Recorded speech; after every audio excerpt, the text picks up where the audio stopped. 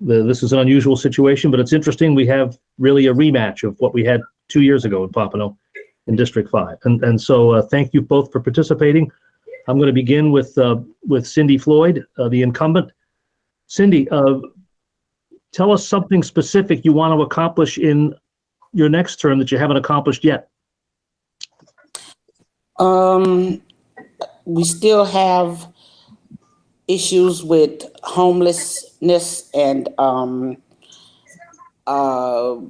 still crime, of course, and those are like really two of my main focuses that I plan to start out with.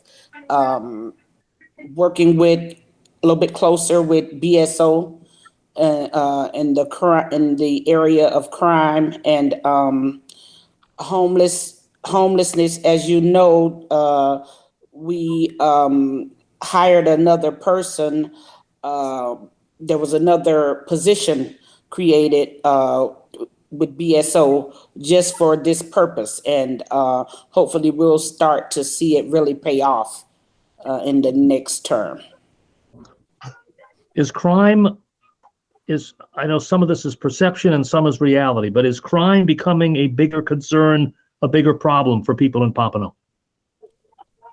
Well, in District 5, because of there has been several break-ins, automobiles, and lately there has been quite a few shootings, but BSO has really stepped up its game and put some systems into place to try and help get some of this stuff under wraps. So like I said, hopefully within the next term, we'll start to really see a decrease in that area. Okay.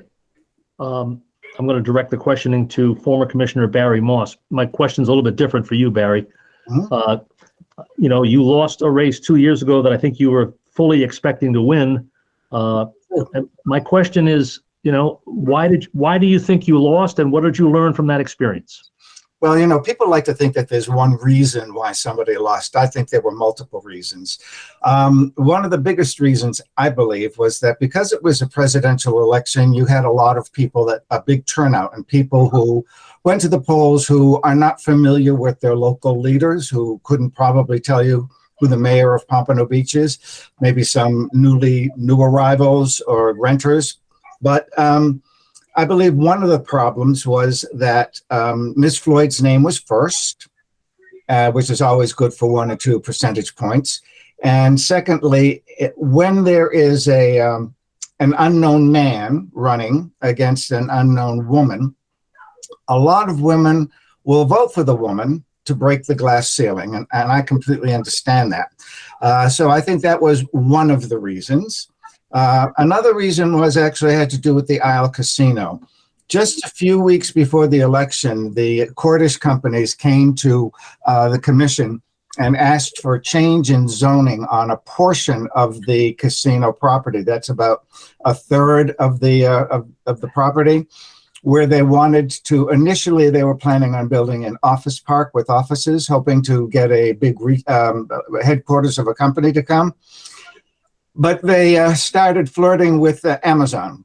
And so they came to us and asked us to change the zoning so that at that point, unnamed big company would come and build this enormous facility, 100,000 square feet, and another building of 50,000 square feet that would employ 1,000 people.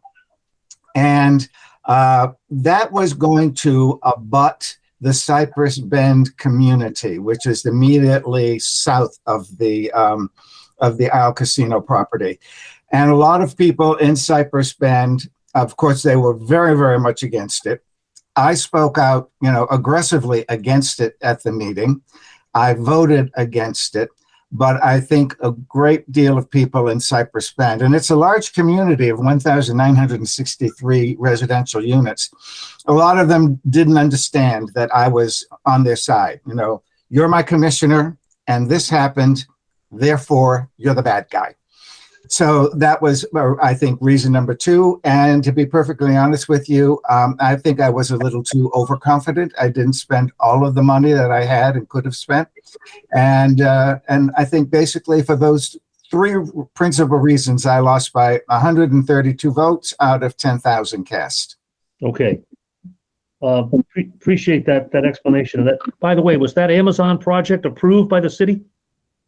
No, they backed out. Right. Okay. So right now, Cordish is looking for, because the zoning has been changed now to industrial or warehouse, Cordish is looking for another clean industrial usage of the property. Still, I still think it's not a good use for the property. That's all right. Thank you. We'll get back to that. Cyndy, Floyd, you've just heard Barry Moss explain what he thinks were the reasons why you won and he lost 2 years ago. What do you think of his explanation? I resent the fact that he says I'm an unknown. I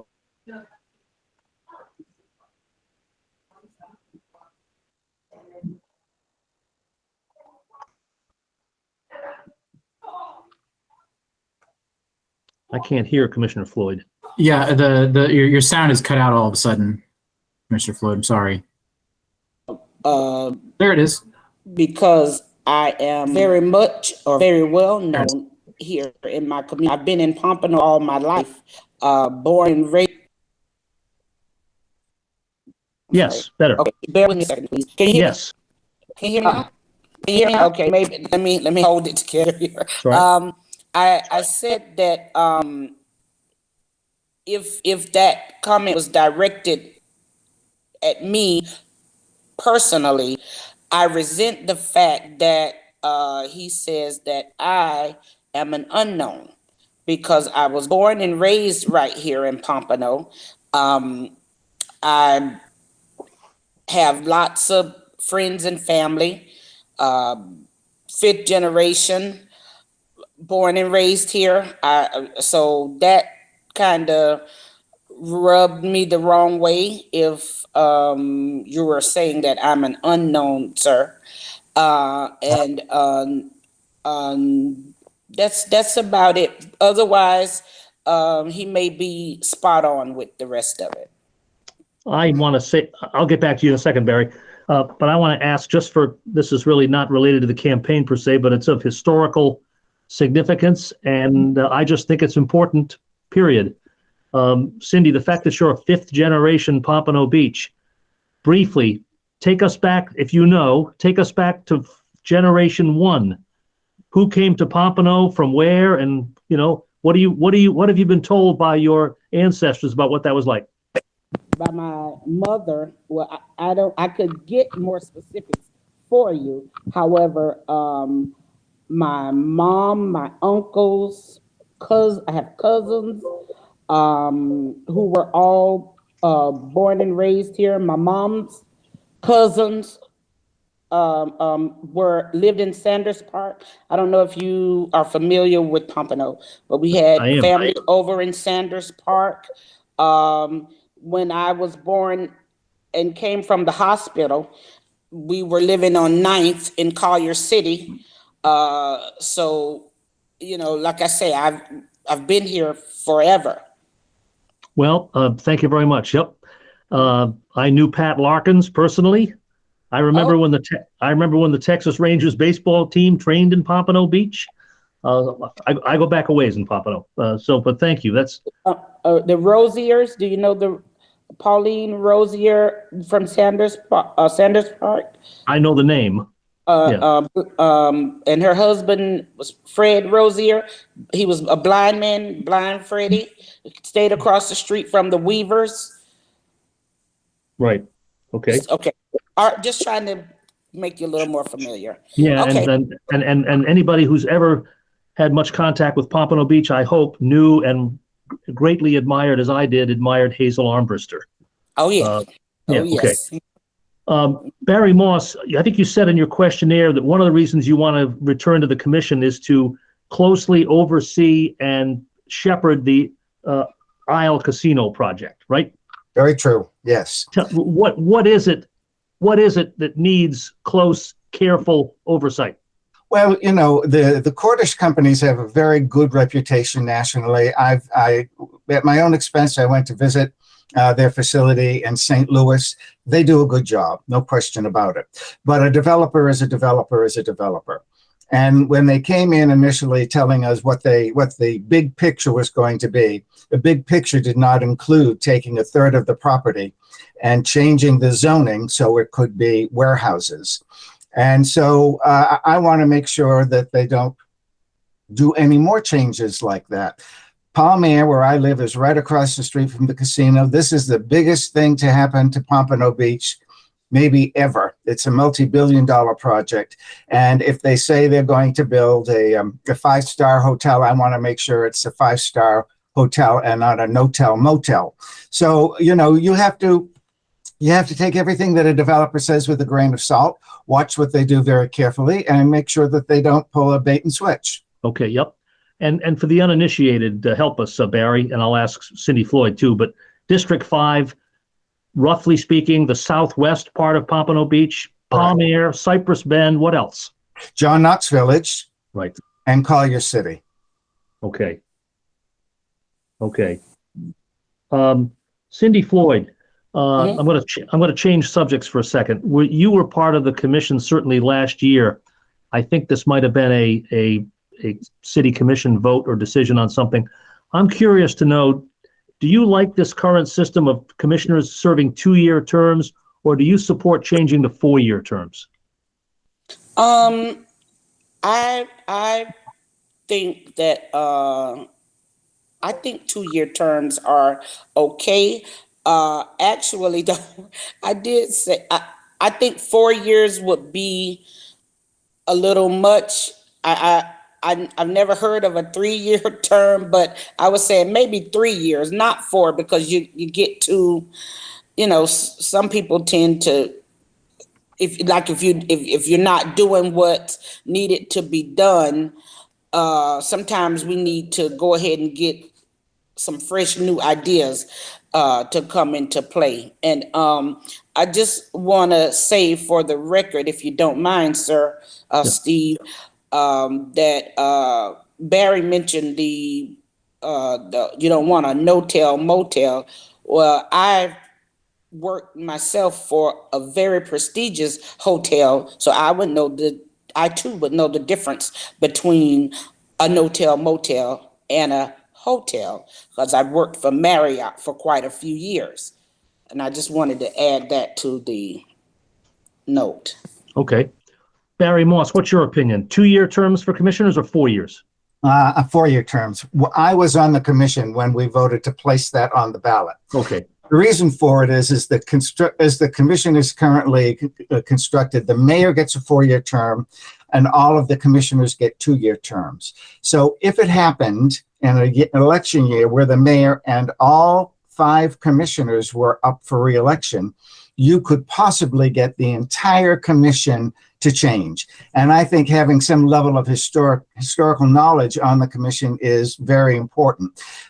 So we put it before the voters, but there was a very vocal and active group of citizens who lobbied against it, and it didn't pass. But it gets very expensive running for election. The last time I ran between the 5 commissioners and the mayor, we spent $300,000 running between all of us. And I think that's just a waste. Most cities in Broward County have more than 2-year terms. And so 3-year term, I wouldn't mind, but I don't like the fact that an entire commission can be overthrown in 1 year, or changed, not necessarily overthrown, but changed in 1 year. And that leaves a lot of new people that have to learn a lot of new things. And it means that the staff really runs the city while commissioners are getting their feet wet and up and running. Okay. I'm going to stay with you for a second, Barry Moss, and I got to say an editorial comment. When you serve 2-year terms, the feeling the public gets and the news media is that you're perpetually running for office. Very true. The campaign never ends. The minute you're reelected, you're running again. I see that with state house members. Members of the state house, as you know, serve 2-year terms. Barry, is Pompano Beach overdeveloped, or is it getting to the point, a tipping point, where developers have too much free reign in the way the city's being developed? I don't think that it is overdeveloped. I think that the development that's taking place now has been very carefully thought out, studied. We've spent millions of dollars on experts helping us decide where we wanted to concentrate, what kind of development, along what kind of roads. I would say that before I got on the commission, previous commissions thought that any development was good development, which is why you get Power Line Road all the way from Oakland Park up, just full of auto body shops. Same with Dixie Highway. These are main streets that go through our city. And for a large measure, they're an eyesore, because basically something is better than nothing. But one of the big things I've been pushing when I was on the commission is reducing the number of warehouses in or near residential areas, concentrating them in industrial parks or industrial areas. So I think that what the city is doing now in terms of its urban renewal, the community CRA, we're doing very well. We've planned it. We're trying to concentrate development along Atlantic Boulevard, Federal Highway, the main streets in the city, and trying to keep the residential neighborhoods residential. Okay. And Cyndy, Floyd, I'd like to hear your views on the same point. Do you feel as though developers, is there too much development in Pompano or not? I feel that I like what's happening. I like the changes that's being made. Some really beautiful things are happening here in the city, which has actually put Pompano on the map. And I finally, when I'm out of town, I finally hear people actually know about Pompano and not refer to just Miami, Fort Lauderdale, and West Palm Beach. They've actually heard of Pompano now. So I do actually like what's going on. I mean, I think we're at a good place though, you know, and yes, I think I'm impressed with what Pompano has done and is doing. Okay, and just the other day, I looked at the video. I watched the video on the Pompano Beach CRA website, the Community Redevelopment Agency, which depicts oh, sorry. That's okay, that happens.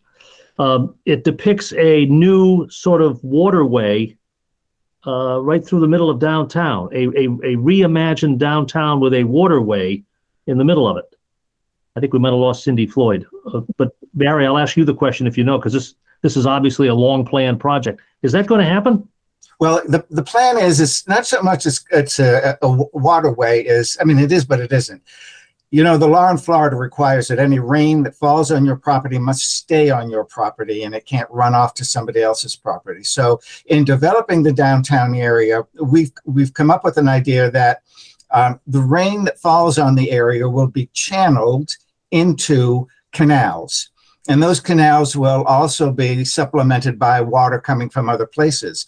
But instead of, you know, you see these big hollow ditches next to buildings where the rainwater collects. Sure. Instead of having those, the rainwater would be channeled into these canals. These canals would run through the new downtown area, and it would provide, you know, they'd be seeding along a water feature, kind of like what you have in San Antonio.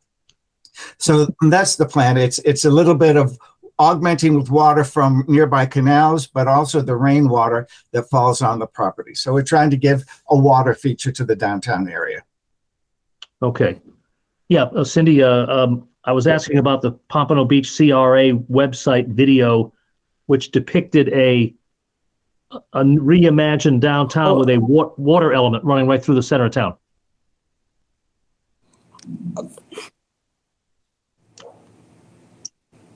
Well, maybe you can't hear me. I don't know. Hello. Yes, I can hear you, Cyndy. We can hear you. You can hear me? Yeah. Okay. I'm sorry. The question was where things stood with the Pompano Beach CRA. Their website shows a reimagined downtown with a water, a water view sort of thing running right through the center of downtown Pompano. And as a commissioner, you sit on the CRA, I believe.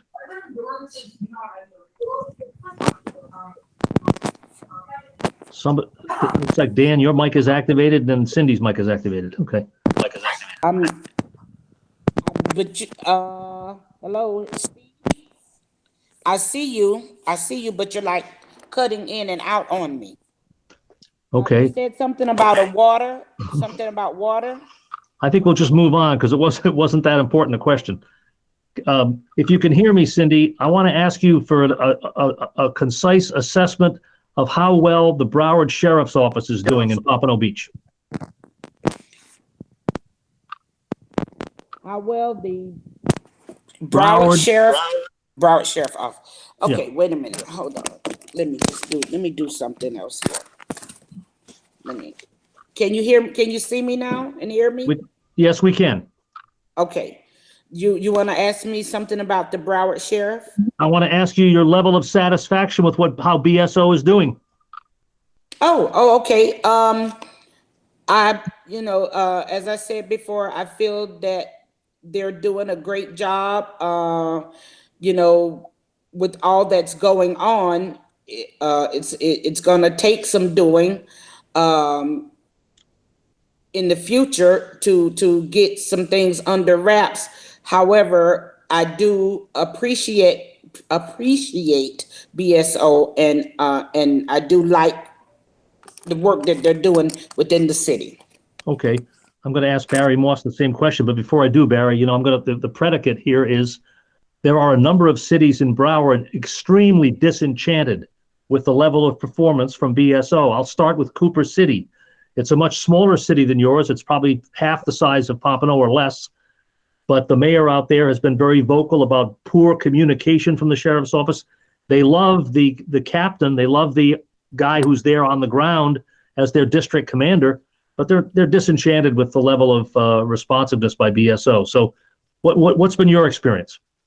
When I was on the commission, of course, Sheriff Israel was there, and we had a very good relationship with him. And I think I agree with Commissioner Floyd that the Pompano office of the Broward Sheriff Office does a very good job. It is, I think, mostly because of the local leadership that we have.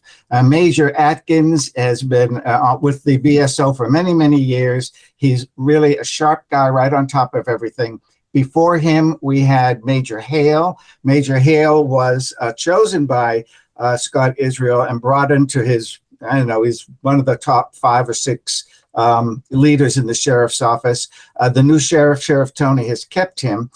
I have had very little interaction with Sheriff Tony, but I think that our local office does very well. For example, when I was on the commission, we allocated funds for the shot spotter, which we distributed throughout the Northwest and in Collier City. We allocated funds for a new substation in Collier City, which will start construction at any time.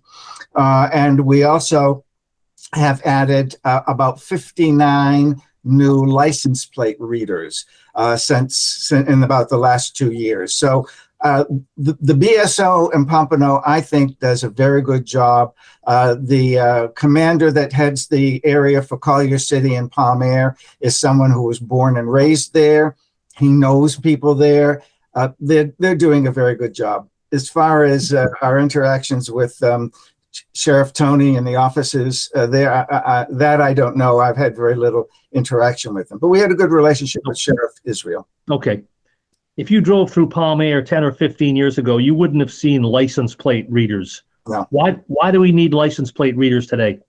Well, we don't have them in Palm Air, but we're actually, the group called Palm Air United is trying to do it. Crime in Palm Air is almost non-existent, and there's almost no violent crime. It's stealing tires, stealing catalytic converters, and we have a very senior population and one that's relatively well heeled. So even a tiny bit of crime is too much crime. It's a very, very safe neighborhood, but we're looking into getting these cameras. There are only 6 entrances into and out of Palm Air. So in a community of almost 7,000 units, if you can spread the cost, which is about $700,000, among those 7,000 units, it's fairly reasonable. It comes in at about maybe $1.25 a door per month. But you're right. When I moved in there 17 years ago, 0 crime. Now, a little bit, but not much. Okay. Let me open the floor to my colleague, Dan Sweeney. Yeah, thanks, Steve.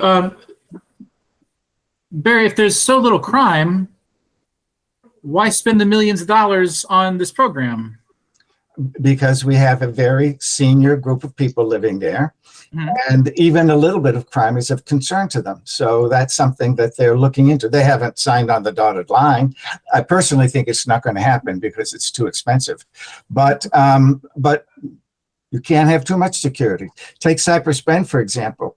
They're the perfect place for it because there's only one entrance into Cypress Bend, one entrance in, one way in and out.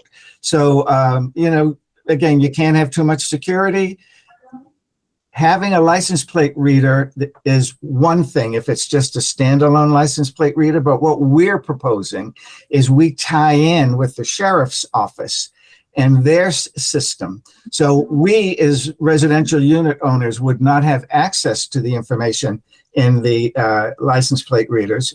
But let's say a car that was stolen in Deerfield Beach enters into Palm Air or Cypress Bend, that license plate reader immediately notifies the police that this car that has been stolen or is known to be owned by someone who's undesirable has entered the neighborhood. It is immediately sent on to the police officers, through their computers that they have in the car, and they can get on top of things right away. Collier City has a very significant crime problem. As you know, there was a murder there a few days ago, and 2 killings recently within the last 2 weeks, I believe. So they do have a significant crime problem, and I think a lot of people in Palm Air are just a little concerned about being so close to a high crime neighborhood. Okay. Cyndy, before I want to just interject. Cyndy, has Barry Moss accurately characterized conditions in Collier City?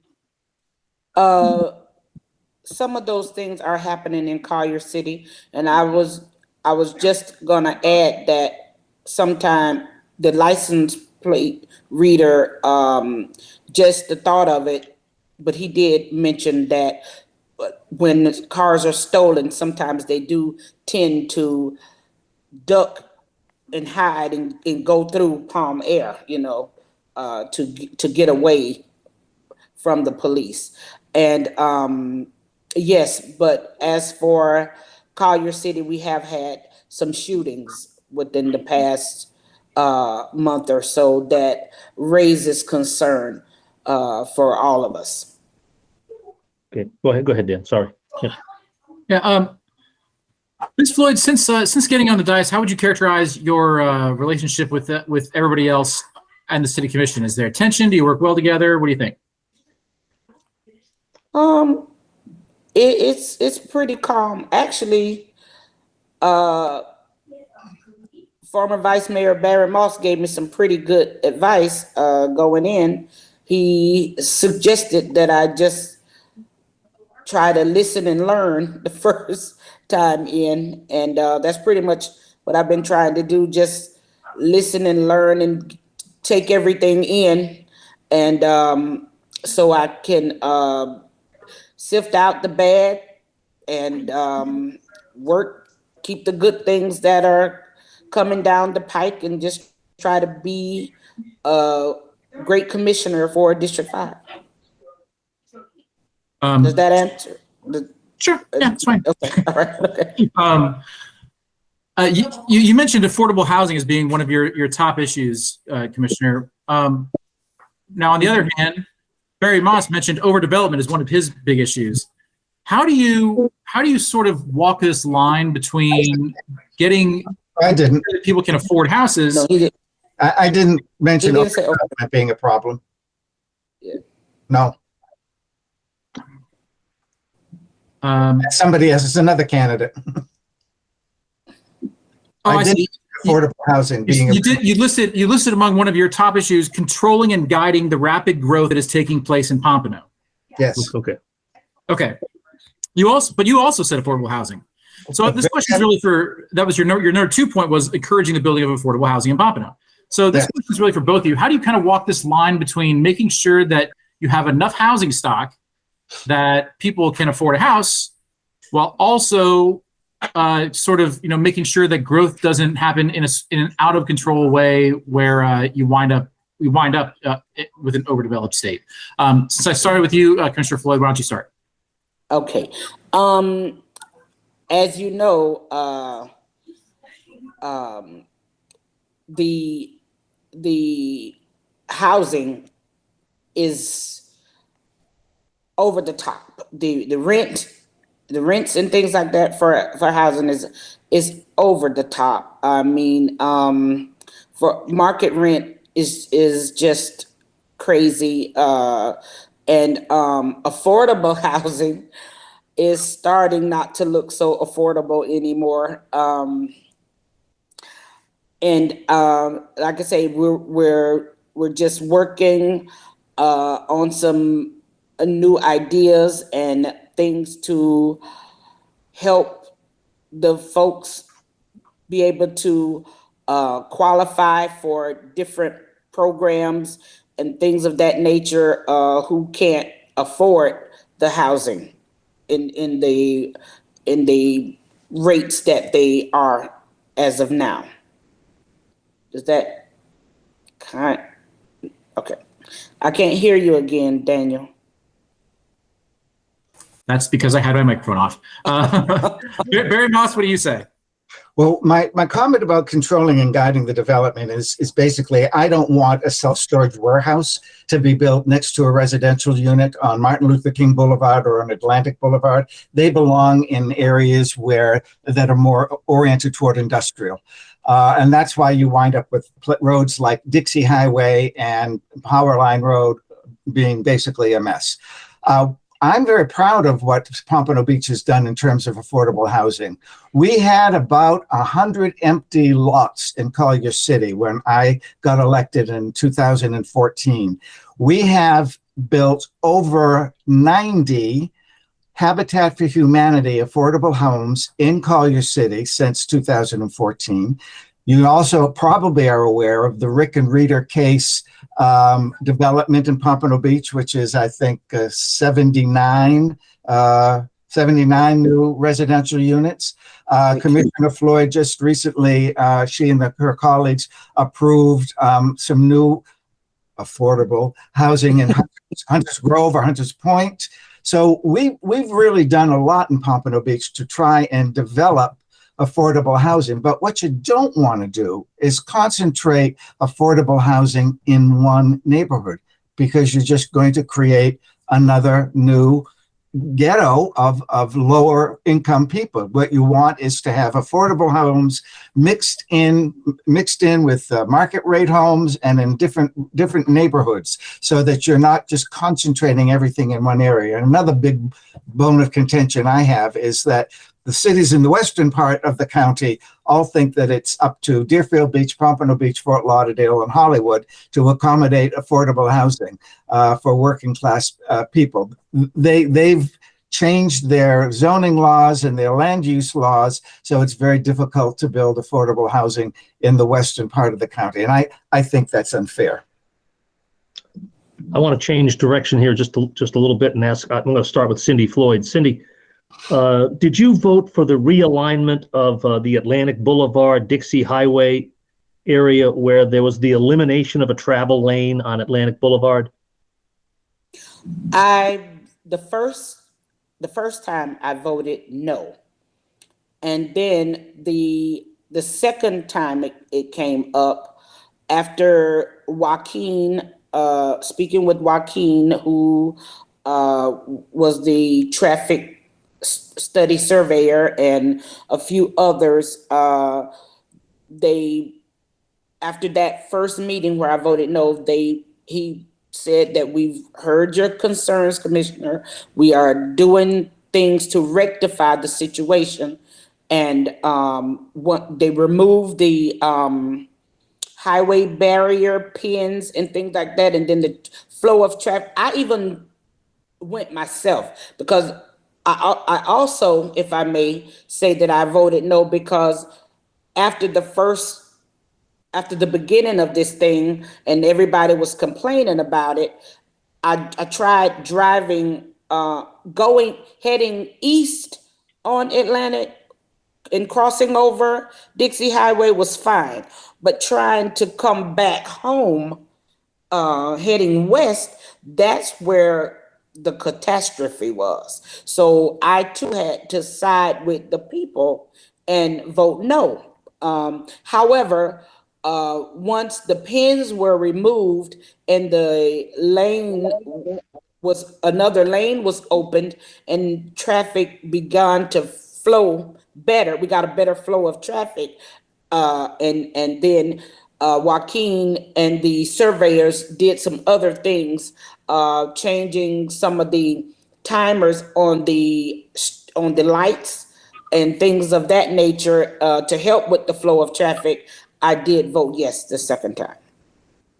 Okay, and Barry Moss, what's your assessment of the way the city has handled the Atlantic Boulevard situation? It was a very sloppy start out. What they did was ham-handed. I agree with Commissioner Floyd. In the beginning, it was a disaster. It was not well thought out. And I know a lot of people were up in arms. I travel that way when I go to the Historical Society to volunteer. And it was a mess, no two ways about it. But they did make some changes, changing the lights, changing some turn lanes. And it appears to be better now. But it was a really poorly thought out introduction. And I think a few people got their rear ends kicked as a result of it. We've gotten letters on this, but I've read a lot of letters in the New Pelican newspaper about this issue. People are incensed about the way this rolled out. If I understand it, and I'm probably oversimplifying, but one of the concerns was people drive like maniacs on Atlantic Boulevard. So how do you slow down the traffic? You implement the plan, and they traded speed demons for gridlock. That's what happened, right? I mean, it became, you couldn't move on Atlantic Boulevard, right? Very true. Okay. One of the things that a lot of people don't realize, and one of the things that we were looking at when we initially approved the thought of changing that intersection, was that Racetrack Road is a very wide road with very, very little traffic on it. The same with Martin Luther King Boulevard. And what we really need to do is try to educate people to avoid Atlantic Boulevard. I never take Atlantic Boulevard home from City Hall. I always go on Racetrack Road. And it's very lightly traveled, and you just sail right on through. So part of it is an educational thing where we have to get people to realize there are other ways of getting to where you want to go besides Atlantic Boulevard. Okay. And Atlantic Boulevard and all that traffic is basically people who live in other cities flying through our community to get to the beach. I just want to say this editorially. You made the comment a couple of times, Barry Moss, your comments about the blight and the degradation of Powerline and Dixie Highway, I couldn't agree more. And when you add, first of all, as you said, you have this mentality of any development is good development, and you add on top of that bad setbacks, a weak sign ordinance, bad aesthetics, no landscaping. Now you've got a complete disaster on your hands, right? You betcha. Yeah. As they say in Minnesota. Yeah. We had Cyndy, Floyd. I'm going to ask you this question, and we're starting to run short of time. This question came up in another race earlier this week. You're the last of the Pompano races we've interviewed in. There was a complaint by a challenger that city employees, particularly firefighters, they're too aggressive in being involved in political campaigns.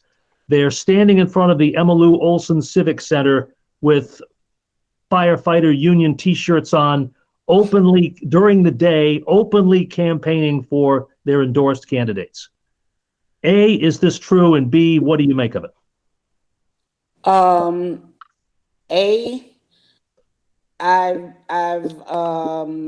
they've never endorsed me prior to this election. And so I don't recall experiencing that with the firefighters. So I have to go with what I've seen for myself. Do you have the firefighters union endorsement in this election? Yes. What are they doing to help you? Well, I just learned of it today, so I don't know exactly what they'll be doing to help. Barry Moss, do you know what I'm describing, and do you have an opinion about it? Yes, it's very definitely true. They've endorsed me 4 times, and of course I'm very happy to have the endorsement. But yes, they do show up at Emmylou, sometimes at EP Larkins, and they are out there with their signs, and they are very actively endorsing those people. This is the union, of course. This isn't, it's the firefighters union, and the police union, I guess, endorses people too, but they just give an endorsement and don't actively campaign on their behalf. Okay.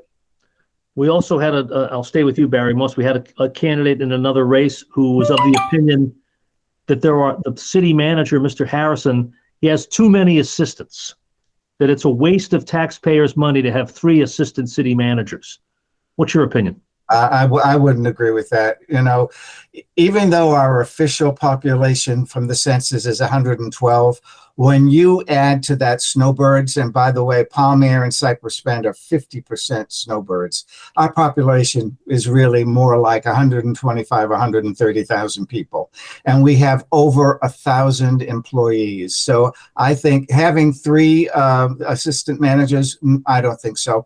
I have to say, I think the city administration runs very well. I think Mr. Harrison is a very good city manager. I have a great deal of respect for his assistants who know things inside and out, upside down. The city runs well, and we're a big city. We're not, we're more than 112,000 people. As a matter of fact, on any given day, 150,000 people come into 50,000 people drive from outside of Pompano Beach into Pompano Beach to work, to use our roads, our water, our sewer. So we're a much bigger city than the census would indicate. Okay. And Cyndy, how about you? Three assistant city managers is a waste of money. Well, I kind of agree with former Vice Mayor Moss.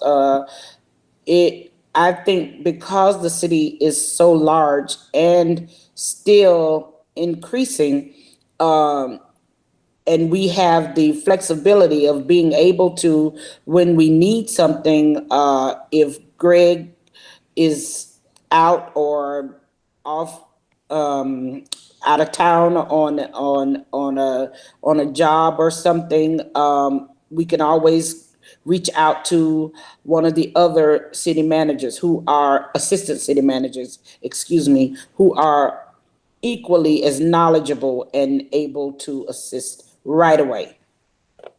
Okay. The clock's starting to be a factor, and so I'm going to respectfully bring this to a conclusion.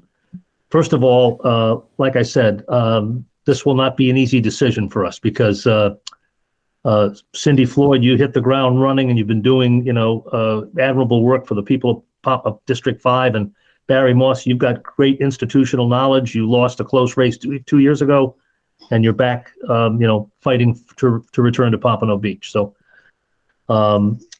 it's great that you both participated in our questionnaire and this interview today, and I hope the voters make the right decision. So, okay, thank you. Thank you both very much. Appreciate it. So long. All right. Good luck. Bye-bye.